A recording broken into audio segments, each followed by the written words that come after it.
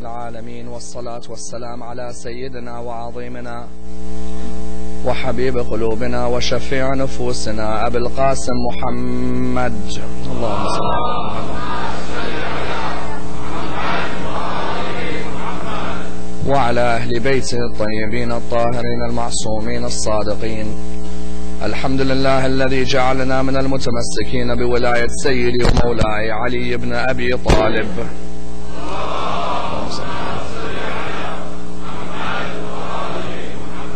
الحمد لله الذي هدانا لهذا وما كنا لنهتدي لولا أن هدانا الله. أما بعد، يقول الله في كتابه الكريم: بسم الله الرحمن الرحيم، إنا هديناه السبيل إما شاكرا وإما كفورا. The first of our salawat in honor of Rasulullah Muhammad sallallahu alayhi wa alihi wa sallam. Allahumma salli ala Muhammad. The second in honor of Amir al-Mu'mineen Ali ibn Abi Talib. Allahumma salli ala Muhammad.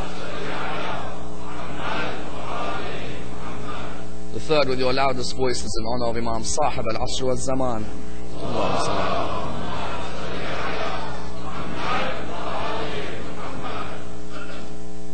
Respected brothers and sisters, Assalamu alaikum wa rahmatullah wa barakatuh. The discussion concerning predestination and free will is one of the most important discussions in religious thought, and a discussion that requires a thorough analysis, for it is a discussion that affects each and every one of us. Because since time immemorial, many religious scholars, theologians and philosophers have sought to discuss the area of whether our actions are predestined by God or whether we have free will in the choices that we make, whether our actions can be changed or whether God has already determined what our future is. And therefore you find that this question is one which has been examined by all religions. As an example, within Christianity, one finds theologians such as St. Augustine or even people like John Calvin who have come to different conclusions as to whether our actions are predestined or whether we have free will. You find one school which comes forward and states that all our actions are predestined already, and that all we are really doing is reaping the rewards of these actions or otherwise being tested. And you have another school which comes forward and states that there are enough verses in the holy books which show that mankind has been given free will. And therefore you find that contemporary discussions continue to provide us with a whole host of differing opinions as to whether we are responsible for our actions or whether God has already written everything. From the school of the pessimists, such as the fatalists, all the way to the school of the optimists, such as those who believe in free will, we find that there are many differing opinions, and these opinions have to be studied in depth.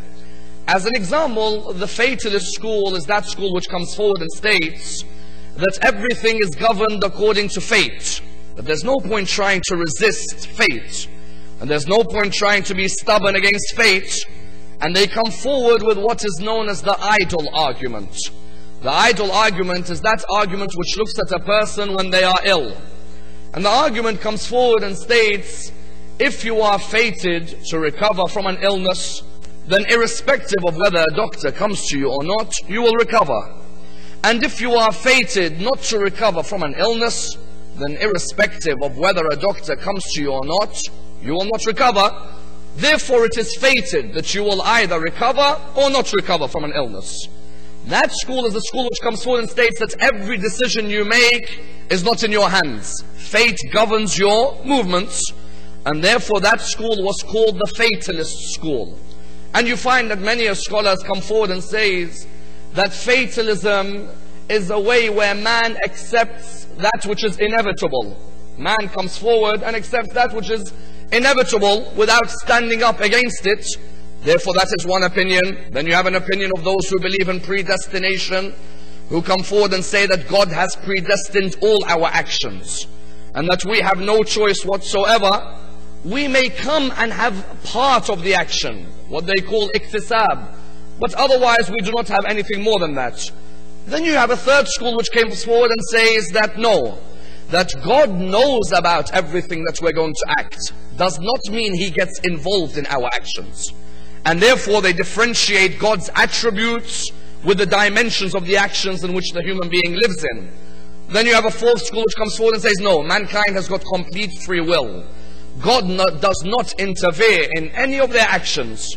Mankind has been given the choice to do that which is right and that which is wrong. So we see therefore that throughout history many different opinions have come forward in relation to this topic. And that's why the discussion concerning predestination and free will is a discussion which is political as well as social. Political in the sense that a dictator's dream is the ideology of predestination. Because what is a dictator? A dictator is someone who seeks to dictate his opinions about the world on his subjects who live within his state, and he does these through many different means, either through physical force or through explaining a particular ideology. And that the best ideology which suits any political dictator is predestination. Why?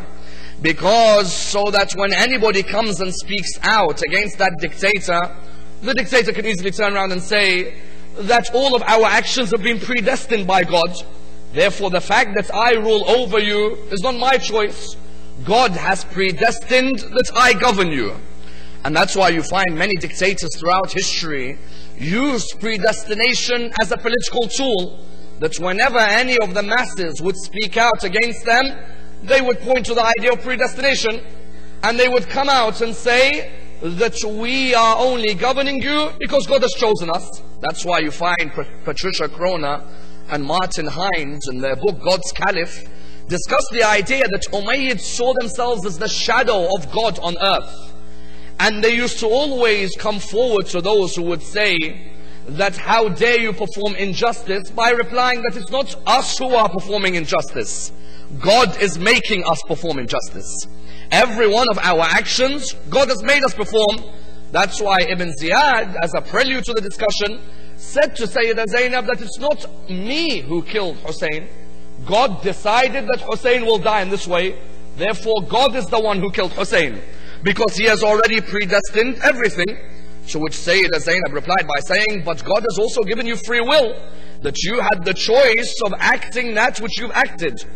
Politically, predestination was a tool of dictators.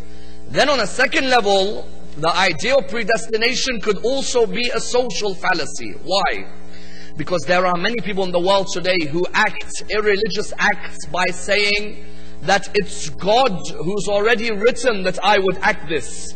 Therefore, I'm going to go ahead and act it. You see, on a night like tonight, the night of New Year's Eve they call it. On a night like tonight, you'll find some people possibly who'll go out. They may party, they may club, they may drink that which they drink, they may smoke that which they smoke. When somebody comes to them and says to them, what are you doing? They say, well, God has already predestined my action. God knew that I was going to do this, so I might as well act out God's plans. And this is a disease which affects many societies, where many people, when they go through a bad phase in their life, the whole blame, they place it upon God. They come forward and they say, it's not me. God already knows, so God has already predestined that which I act. And therefore, whenever you see a disease in a society, know that the blame always goes on predestination and never goes towards free will. Therefore, tonight's discussion seeks to define where is predestination and free will discussed in Islam, number one. Number two, what are the rational and the traditional discussions of predestination and free will? Number three, what are the different schools of Islam's opinions? Are all our actions predestined by God?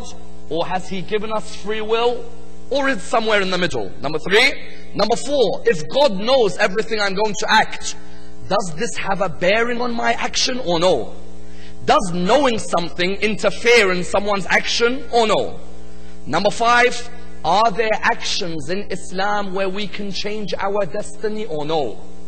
Are there certain acts which may change our future or no? That's number five. And then number six, we will see how Hurr bin Yazid al-Riyahi used his free will to change on the 10th of Muharram. Let's examine this area in depth. Number one, this area of predestination and free will, where is it discussed in Islam? This area is discussed under theology, because as we know, the religion of Islam is a triangle. a triangle which you could call T-E-J. Because when someone today comes and asks you the question, why should I become Muslim? There are many other religions in the world for me to go and join. You have to be able to provide an answer where you show that your religion is a structured religion, not a haphazard religion which has evolved over time depending on who went through a religious experience or depending which government wanted to change which law. You have to be able to show a structure to the religion.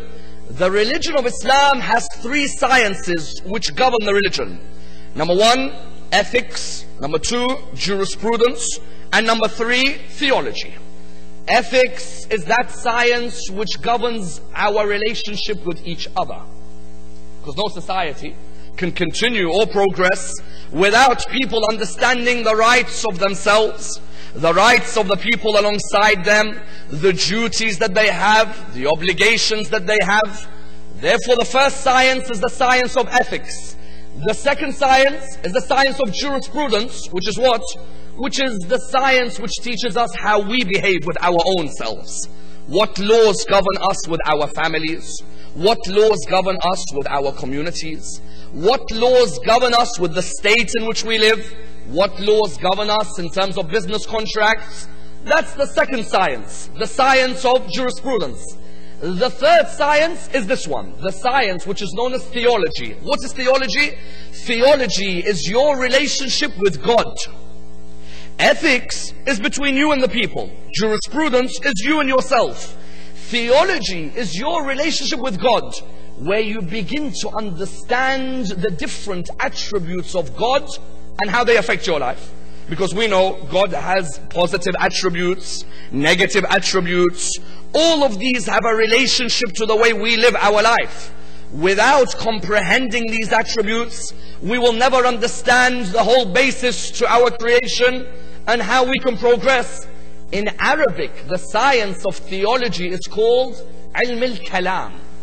Kalam means what in English? Kalam literally means to speak with each other. When you hear the word yatakallam, yatakallam means a person who speaks. So why was the science of theology called the science of speaking?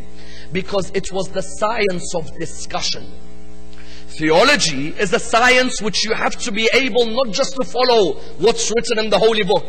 You have to be able to rationally discuss every area of theology.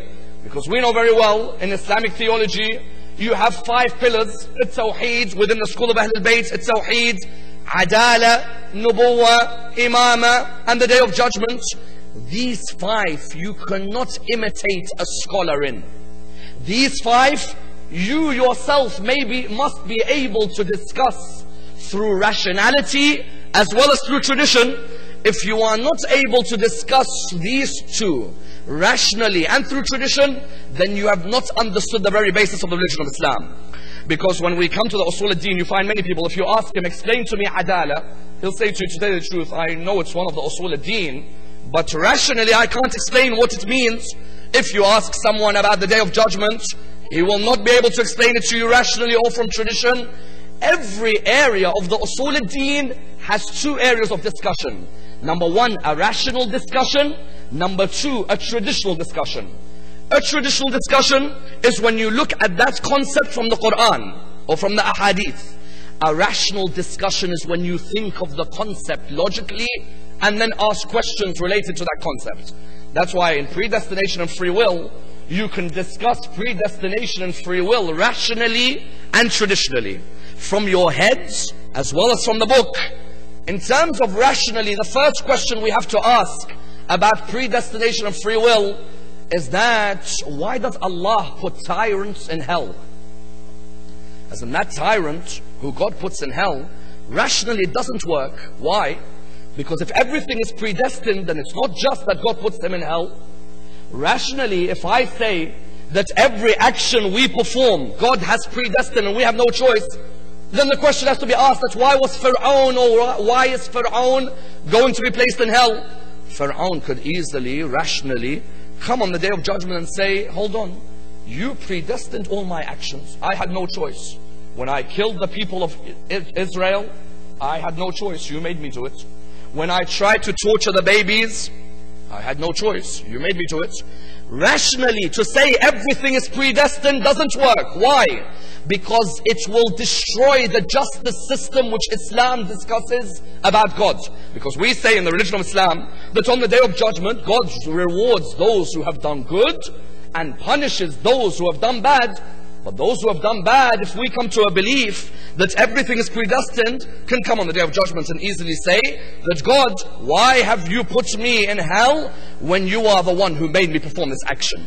Rationally, it's absurd to say that all our actions are predestined, because then you cannot say that one of the usul al-din is adala. Adala is justice. Justice dictates that God does not punish except somebody who had the free will to perform an act. Otherwise, if God puts someone in hell without giving him the free will, then that's not acceptable. That's why if you were to discuss predestination and free will traditionally, you've put rationality aside, discuss it from the Quran. Many people ask a question. Allah himself in the Quran says, I guide whoever I want to guide, and I misguide whoever I want to misguide. Therefore, how could the Quran be a religion, a book of justice, when God within the Holy Quran says, I guide whoever I want to guide, and I misguide whoever I want to misguide? What if I'm not in God's good books? What if all of a sudden God says, I just don't like you. I want to misguide you. Now, the Quran in the verse comes forward and says, God guides whoever he wants to guide and misguides whoever he wants to misguide. Therefore, if God wants to misguide me, what can I do about it? That's not the way the verse is interpreted. And that's why many a time the problem is the translation, not the verse of the Quran. The problem is the translation. The translation sometimes is literal, without taking an understanding of theology. Why? Because many times people come and ask this question, that God says in the Quran, I'll misguide whoever I want to misguide. What if God therefore has decided to misguide me? What do? The explanation can be given in a metaphor about the builders who build your house. What do I mean? When we have a piece of work which needs to be done in our house, when we have this piece of work, there are two types of builders who will come and build our house. There is a builder, you've agreed with him that he's going to come from 9 to 5. He comes at 10:30 and leaves at 4. You look at him and you say, excuse me, haven't we agreed a contract? That you're meant to come at 9 and you leave at 5? Yes, but I've been really busy and I have so many other places to go. In the future, I'm going to work on making sure I come on time. Then you have a second type of builder, you've agreed with him 9 to 5. He comes at 8 and he leaves at 6. You look at him, you get surprised. This person, I told him to come at 9, he comes at 8. I told him to leave at 5, he leaves when? He leaves at 6. This type of person, you look at him and you say, I'm full of praise for you. But I've agreed with you at 9 to 5, but you're coming 8 to 6. Now let me put you in the next scenario and you'll know what this verse means. Imagine, brothers and sisters, that the first builder one day comes to you and says, excuse me, I've forgotten my ladder at home. Can you give me another ladder? Are you going to be willing to give him after he's been late every single day or no? No. Whereas what if the second person, the second builder who's on time every day, one day comes to you and says, excuse me, I've just forgotten my ladder. Do you mind giving me one? You'd be ready to give him one straight away. What does this mean? These are the two theological concepts of tawfiq and khidlan. Allah subhanahu wa ta'ala, it's not that He guides who He wants to guide and misguides who He wants to misguide. No. It's that Allah guides whoever is looking for His guidance. And Allah keeps in misguidance the one who's not interested in being guided. There's a difference. There's a major difference. To say that Allah guides whoever He wants to guide and misguide, people can turn around to you and say, what type of God do you have? He picks and chooses who He wants to guide. No, that's not our God. Our God, if you are looking for His guidance, He'll open for you the doors of guidance. But when you are not interested at all in His guidance, it's not that He'll misguide you. He'll just keep you in misguidance. That's why on this level we find that within the schools of Islam today, there are 3 different opinions about God's predestination and free will. 3 different opinions about whether we control our actions or God does. One of them is from the school of Ja'far ibn Muhammad. The other 2 are from our brothers from other schools in Islam. Because you notice many times when we hear our brothers, we imagine they have one concrete opinion about everything. No. On this area of predestination of free will, we have our opinion, but our brothers in Ahlul Sunnah wal Jama'ah, they have two contrasting opinions on this area, because they are divided into two theological schools, Al-Mu'tazila wal-Ash'ara. The Mu'tazilites differ with the Ash'arites in relation to this area. How? The Mu'tazila originally were a group of people who stemmed from 8th century Basra. Originally, it started with a person called Wasil ibn Ata. Wasil ibn Ata was sitting in the lesson of Hassan al-Basri. Hassan al-Basri was giving a lecture. Wasil walked out because he disagreed with the lecture. Why? The lecture was on the idea of a Mu'tazilite concept called al-manzila bayn al-manzilatayn. The lecture was discussing the idea that if a person is a Muslim, but they are sinful, what category do they come under? Do they come under the category of being a mu'min or a kafir? Have you ever thought about it? If a person is a Muslim, but he's sinful, you can't call him a mu'min, nor can you call him a kafir. The Mu'tazila, Wasil, he walked out, because Mu'tazila means what? Those who exclude themselves from the opinion. He walked out, he said, in my opinion, the person who is not a mu'min or a kafir is in a manzila bayn al-manzilatayn. He is neither a mu'min nor is he a kafir. He is a Muslim fasiq. Originally, that's the reason the Mu'tazila rose. But later on, they called themselves Ahl al-Tawheed wal-Adl. The people of Tawheed and of justice. Why did they call themselves this? Because they were of the opinion that all our actions are governed by reason, and that we have complete free will in all our actions. That's their side. Then came another school in Ahl Sunnah wal Jama'ah. One name, two schools. Another school came called what? The Ash'arite school of Abu al-Hasan al-Ash'ari. Abu al-Hasan al-Ash'ari had the opinion that we don't have free will. All our actions are predestined by God. You see how far wide the schools are. One title, two completely different schools. One opinion, complete free will. The second opinion, complete predestination. Come to the school of Ja'far ibn Muhammad and see what he says. When they asked our sixth Imam, what is the position of Al Muhammad? Are all our actions predestined by God, or do we have free will? He said that it's in the position between the two of these. We are in the middle of the two of these. They asked him, explain. He said to the person who was standing in front of him, he said to him, lift your right leg. The person lifted his right leg. He said to him, now lift your left leg at the same time. He said, I can't. How can you lift both at the same time? He said, that's the ratio. There are some things you control, there are others controlled by Allah subhanahu wa ta'ala. One you lift, the other you can't control. In life there are certain things we control, and there are others which are what? Which are controlled by Allah subhanahu wa ta'ala. The people I was born into, the family, the parents, could I control it? No. That's predestined and decided. But my decisions about the way I live my life, no. That's controlled by my free will. That's why many of you would have heard the famous narration, which has been repeated by many a scholar, regarding Bahlul and Abu Hanifa. The famous narration, when Bahlul, the companion of our 6th and 7th Imam, Bahlul used to know that Abu Hanifa had three opinions. Abu Hanifa used to say, all our actions are predestined by God. We have no free will. Number one. Number two, that shaitan will not burn in fire because he is made from fire. Number three, that God will be seen on the day of judgment because everything that exists can be seen. Bahlul one day saw Abu Hanifa. He came near him, picked up a piece of clay and threw it on Abu Hanifa's head. When he threw the piece of clay on Abu Hanifa's head, what happened? When he threw this piece of clay, Abu Hanifa was in extreme pain. He took Bahlul towards the court of the judge of the time. As you know, Bahlul, as we mentioned a couple nights earlier, walks around in his broomstick.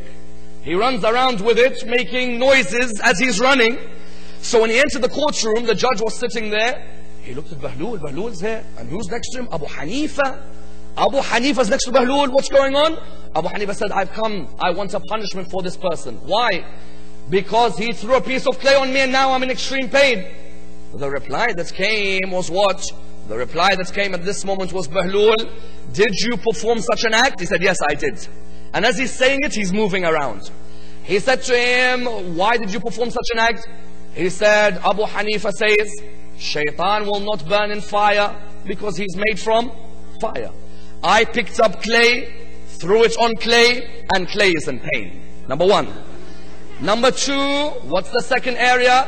He said, number two, Abu Hanifa says Allah can be seen on the day of judgment because he says that everything that exists will be seen. I've picked up clay, thrown it on him, and he's in pain. Can he show me pain? Number two. Number three, Abu Hanifa says all our actions are predestined by God. Therefore it wasn't me who threw the clay. Allah made me do it. And this way, he made them understand that don't blame me if I come and shoot you or if I come and kill you, because society will disintegrate if predestination is the norm. Society will disintegrate because our chains will be around our necks from tyrants who will tell us, it's your fault, it's not mine. No. Allah subhanahu wa ta'ala created the human being with the free will. That's why the same Abu Hanifa came to visit our sixth Imam one day. When he came to visit Imam as-Sadiq, when he came near him, who met him at the door? Imam Musa al-Kadhim, salawatullah wa salamu alayhi.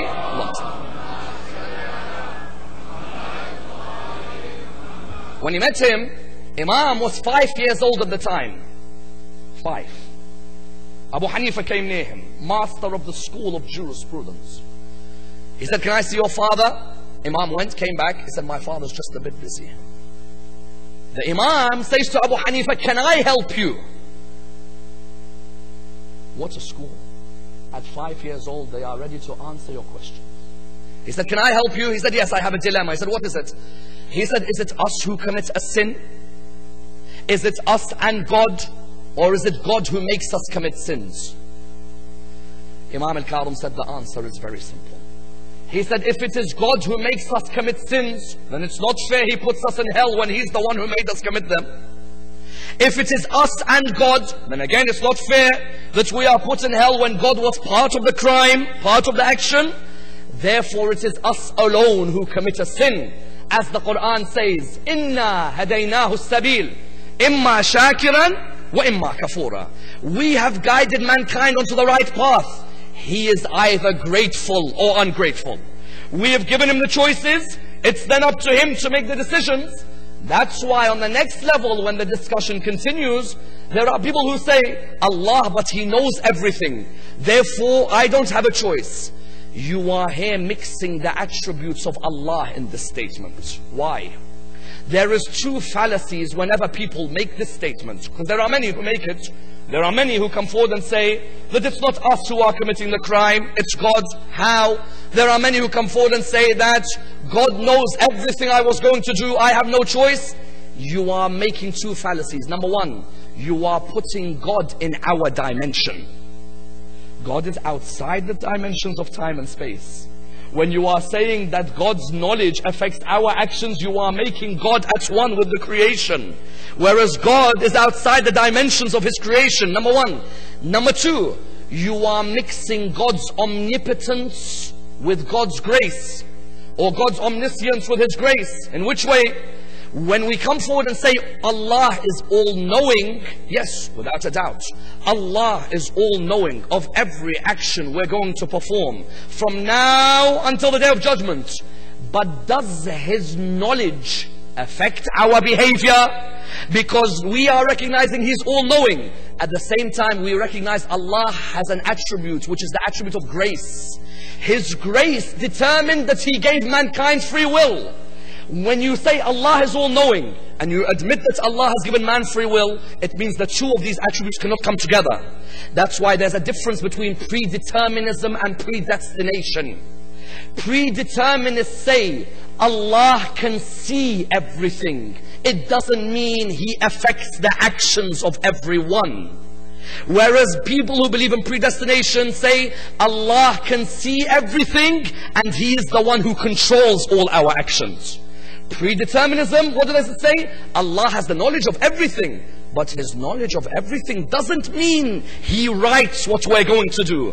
We write our own books and we read them on the Day of Judgment. It's like the analogy of a hospital. If I am in a hospital now, I could see someone in front of me who for years he was being told, take your medication, take your medication. But they don't listen. However much you tried, they will not listen to you. When you are in a hospital and you can see them dying in front of you, when you see them dying, you have the knowledge that they are going to die. But do they die because of your knowledge? They die because of their own action. You have the knowledge. Why? Because you know X plus Y equals Z, 1 plus 2 equals 3. You know that when all the factors come together, this is going to be the action. But when I know that that person is dying, they don't die because I know. My knowledge doesn't affect their action. But I could tell because of the causes what's going to happen. Let me give you another example. A teacher tells the students, hand in your assignments by the month of April. Otherwise, you're not going to do well in your exams. The teacher has the knowledge of the future and the idea that if these students don't hand in their assignments, they're not going to do well in their exams.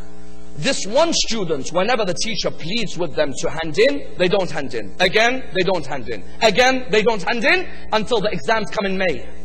When that teacher sees the student entering, the teacher looks at the student and the teacher knows because the student isn't handing in the assignments, they will never pass this exam. The teacher knows they will not pass, but does the student fail because the teacher knew? No. The student failed because the student had the ability. The students had the free will to act their own actions, but they didn't take the signs that came in front of them. Had they taken those signs, then they would have been able to perform their actions and pass their exams. That's why on the next level, in the school of Ahlul Bayt, we are of the belief that our destiny is in our own hands. How?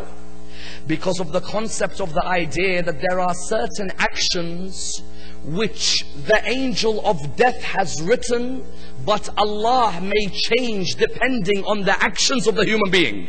What do I mean? Explain and understand this concept. The angel of death, some people ask, who has the same knowledge?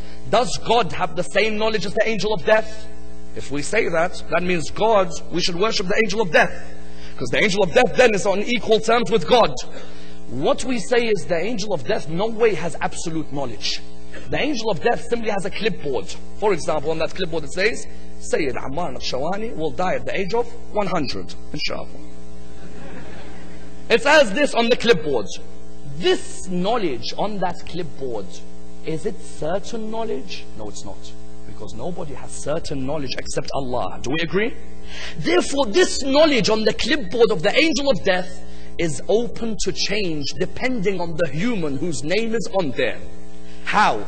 How many times have you heard the hadith? If a person performs Salat al-Rahim, Allah will increase his lifespan from what is written. Isn't therefore Allah offering you the opportunity to say that the angel of death has written on the clipboard that you will die at the age of 60? Phone one of your grandparents and just ask how healthy they are. I will be willing to remove that number and make it 80. Is it Allah who is controlling? No, it's in your hands. Salat al-Rahim, your behavior with your relatives is in your hands. If you are good with them, then that clipboard, you can change it from what was already written. Does that mean Allah's knowledge changed? No. Allah all along knew when you're going to die. The angel of death wasn't sure when you're going to die. And therefore there is a possibility of a change in that which is written for you. I remember our 7th Imam asked his companion Shu'aib. He said to him, Shu'aib, I have a companion of mine coming from Maghrib, from Morocco. He's going to be coming to the Kaaba. His name is Ya'qub.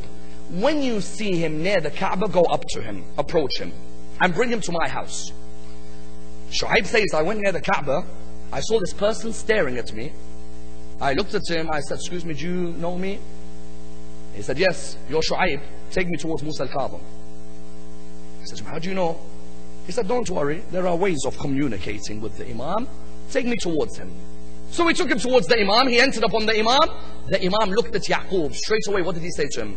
He said, Yaqub, the way you and your brother behaved with each other on the journey towards me is not the way which the religion of Islam teaches. And because of the insults you exchanged, your brother exchanged on you, the way he insulted you, Allah has decided to decrease his life from what was written. But he said, oh Imam, does that mean my life is going to be decreased? Imam said, no. Because of your establishing good relationship with your auntie recently, Allah has decided to increase your lifespan by 20 years from what was written. Was it in Allah's hands? No, it was in our free will. The angel of death has a clipboard, but that clipboard can erase itself depending on our behavior. Likewise, you find in the Quran, Allah shows that there was only one group of people in the Quran who Allah had promised that they would be punished. But because of their tawbah, Allah removed the punishment. Which group? The people of Yunus. Nabi Yunus tried for years with his people, 33 years, the people of Mosul in Iraq. He tried with them for 33 years to change them. They wouldn't change. He had two companions. One, his name was Rabil, and the other, his name was Tanocha. Rabil was a very sincere and scholarly man. Tanocha was more of a worshipper, not very scholarly. The Prophet looked at them. He said, what do you think? Rabil said, oh Prophet of God, remain patient. Let's try. Even if one person changes, let's try. They tried to remain patient. They tried. Still nobody would change. Nabi Yunus went to Allah subhanahu wa ta'ala. When he went to him, and you've read in the Quran, وَذَنُّونِ إِذْ ذَهَبَ مُغَاضِبًا, he went to him angry with his people. He said, Ya Allah, these people, none of them are changing. I've tried, but they will not change. Allah said, very well. I am going to tell you of a punishment that will come to them when? Will come to them in the Wednesday, in the middle of Shawwal. There will be a punishment coming to them. Nabi Yunus went and informed them that if you do not change your actions, it is written on the Wednesday in Shawwal that you will be punished. Nabi Yunus decided to leave them. Rabil, his companion, stayed with them. And he started telling them, oh people, Allah has warned you of a punishment. It's been written on the Wednesday in Shawwal, this whole place will be punished. Why don't you use your free will and change your destiny? Use your free will. What did they do? They said to him, what shall we do? He said, separate from your children, separate from your parents, just go alone and pray and ask Allah for forgiveness. In the Quran, every group of people who Allah warned of a punishment and they didn't change were punished, except one group, the people of Yunus. Because of their tawbah, because of them seeking forgiveness, using their free will to change their life, Allah subhanahu wa ta'ala did not allow His punishment to descend upon them. Because of what? Not because of Allah's knowledge, rather because Allah wanted to show that mankind, I will not change a group of people until they change themselves. That is the line for predestination of free will. Because those who say all our actions are predestined, then why does Allah tell us, I won't change a group of people until they change from themselves? Unless we have the ability within ourselves to change our life and whatever comes in front of us within our life. That's why you find when you look on the 10th of Muharram, what do you find? You find an opposition army of thousands and an army on the side of Abu Abdullah of only 72. Yet have you ever heard that from an army of 30,000, some people from the 30,000 join the 72 and no one from the 72 joins the 30,000? Does it mathematically work? Then why would you join them? You're going to definitely be victorious. No. Unless you use your free will and you ask yourself, will I be responsible for killing the son of Fatima as-Zahra? Will I be the one responsible for killing the grandson of Rasulullah? At this moment, you are using your free will to change your destiny. Up until then, you are going towards a punishment. Unless you say, أُخَيِّرُ نَفْسِي بَيْنَ الْجَنَّةِ وَالنَّارِ. Now I have to make a decision in my life between heaven and hell. That's what Hurr bin Yazid al-Riyahi went through on the days leading up to the 10th of Muharram. Whenever you want to know, brothers and sisters, whether you can change your life, Whether you have the free will, look at Hur bin Yazid al-Riyahi. He is a day away from being cursed by millions, but over one night he is now revered by millions.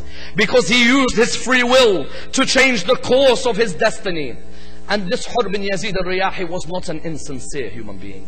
He was a sincere man. But politically, he had got a couple of things wrong. Because you know very well that Hur bin Yazid al-Riyahi met Abu Abdullah on his way towards Kufa. When he met him, the first thing he said to him was what? Ya Abu Abdullah, would you give us some water? Me and my soldiers are thirsty. And our horses are thirsty. Look at Abu Abdullah. The very enemies who are in front of him, he gives them water in order that they are able to quench their thirst. He thanks Abu Abdullah. Then after that, they have to come and pray Salah. One of his companions said, I will lead. Listen to what Hur says. He says, how can you lead when the son of Fatima al-Zahra is amongst us? Up until then, he had a political difference, but he still had not realized what was the aim. Because when Imam al-Hussein finished that salah, Imam al-Hussein wanted to proceed towards Kufa. Hur said to him, where are you going? He said, I'm going towards Kufa. He said, why? He said, because of the fact that I've been given letters, people of Kufa want me. Hur said, I'm not one of those who knows of the letters. I've just been told that I have to take you towards Ibn Ziyad. And that you're going to give a bay'ah, and that this will all end. Imam al-Hussein looked at him and said to him, may your mother weep over you. To which Hur replied, if it was the son of any other mother, I would have replied back to you. But how can I reply to the son of Fatima al-Zahra? He looked at him and then he walked away. He said, but I'm going to have to make you pledge the allegiance. He made them stay in Karbala. This remained in his heart forever. That on the night of the 10th of Muharram, he began to ask himself questions, especially when he heard from the cry of the army of Hussein, Al-Atash, Al-Atash, Al-Atash. He kept on hearing these young children crying, Ruqayya bint al-Hussein, Sukayna bint al-Hussein. He would hear them crying and it started to affect him. He started to walk one way and then he began to walk the other. There were three things on the 10th of Muharram which hurt him, which made him change. These three things show you, brothers and sisters, that everybody can change. Never think that you are not religious enough to change. You can all change. It's about whether you use your free will to change. Don't blame everything on God. Use your free will. What happened? The first thing that hurt him when he heard Umar ibn Sa'ad saying to him. Hur said to him, he said, Umar ibn Sa'ad, what's going to happen this morning? What's the plans? He said to him, this morning, heads will be severed and hands will be flying. He began to look around. He saw it was an ominous situation. The second thing that affected him was when Shimr bin al-Jawshan looked at the Imam al-Hussein's army. He saw Abu Abdullah putting a fire in front of his tent and he said to him, Hussein, you are already getting ready for the hellfire of the Day of Judgment. He began again to think again. But the third thing is the one that hurts the most. He saw Umar ibn Sa'ad look around at his soldiers. His soldiers were complaining that the hooves of their horses couldn't take the heat of Karbala. He began to ask himself, if the horses cannot take the heat of Karbala, then how is Sukayna and Ruqayya bint al-Hussein taking the heat of Karbala? How is it that I have more time for the horses while the army of Abu Abdullah has no water to drink? He began to walk around. Narrations say to us, he had a son by the name of Ali, and his brother Mus'ab was next to him, and he had his servant alongside him as well. He began to walk near his horse. He looked at his servant. He said to his servant, oh my servant, I'd like to ask you, does our horse have any water? He said to him, yes, the horse does have water. Muhajir from the army of Shimr bin al-Jawshan looked at him. He said, Hur, I do not know what's happened to your your face, your complexion has changed. You, if anyone told me who's the bravest warrior in Kufa, I would say Hur bin Yazid al-Riyahi. What's happened? He said, أخير نفسي بين الجنة والنار. I make a decision between heaven and hell, and I would prefer heaven any time above the hellfire. He began to walk with his brother, with his son, with his servant, but he said something to his servant which causes pain to the heart. He said, cover my face. His servant said, why? He said, I do not have the face to look at Ammar Abdullah. I am the one who diverted Ammar Abdullah towards Karbala. I am the one who has blocked the water from the daughters of Hussein. He came towards Ammar Abdullah. Abu Fadl al-Abbas couldn't see him. He came towards him. Ammar Abdullah said, no, Abu Fadl, come back. Hur bin Yazid came near him. He came near Ammar Abdullah. The first thing he said, Ya Ammar Abdullah, forgive me for blocking the water coming to you. Ya Ammar Abdullah, forgive me for keeping you over here. Ya Ammar Abdullah, I didn't know what the intentions were of the army alongside me.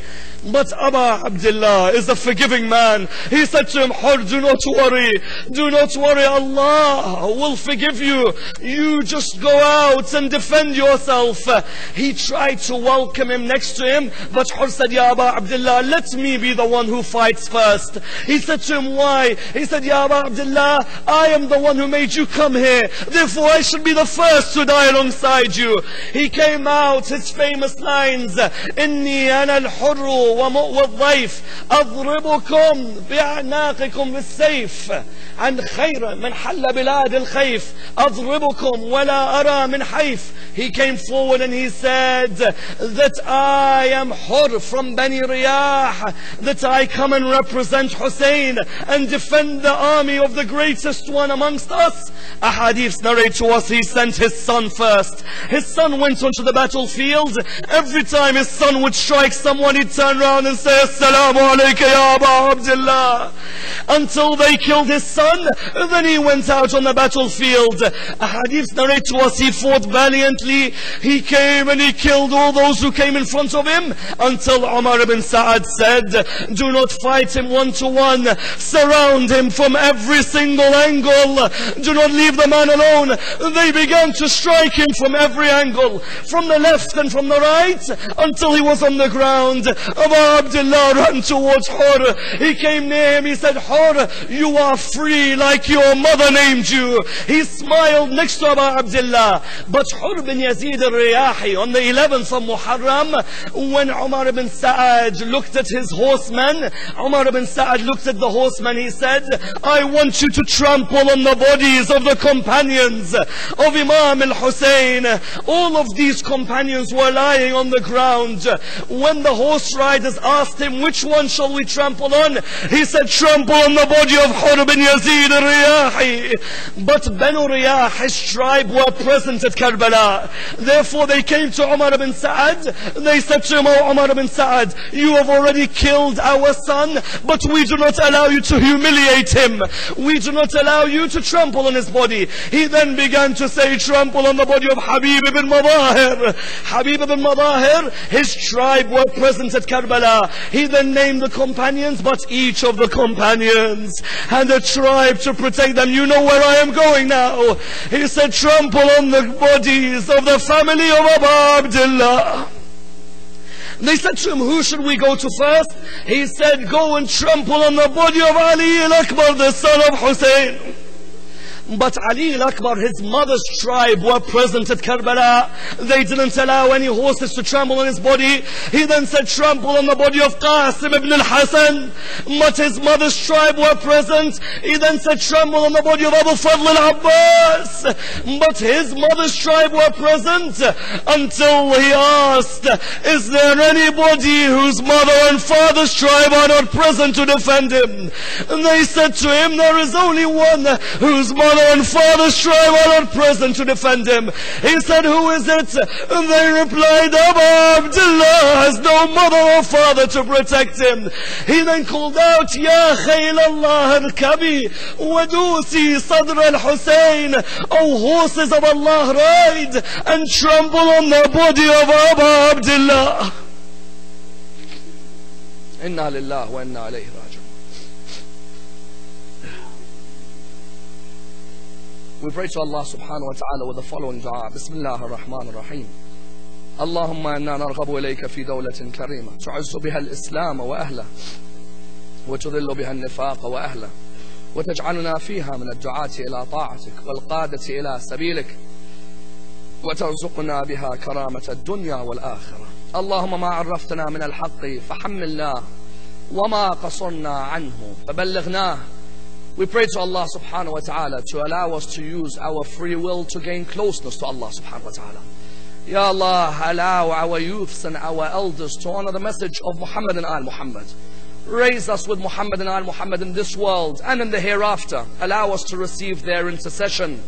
We pray to Allah subhanahu wa ta'ala with the following dua. Raise your hands. Allahumma arzuqna shafa'at al-Husayn يوم الورود وثبت لنا قدم صدق عندك مع الحسين وأصحابه الذين بذلوا مهجهم دون الحسين عليه السلام. Tomorrow the majlis will resume at the same time back at the park. We pray to Allah subhanahu wa ta'ala with the surah al-Fatiha, but before it the loudest of salawat.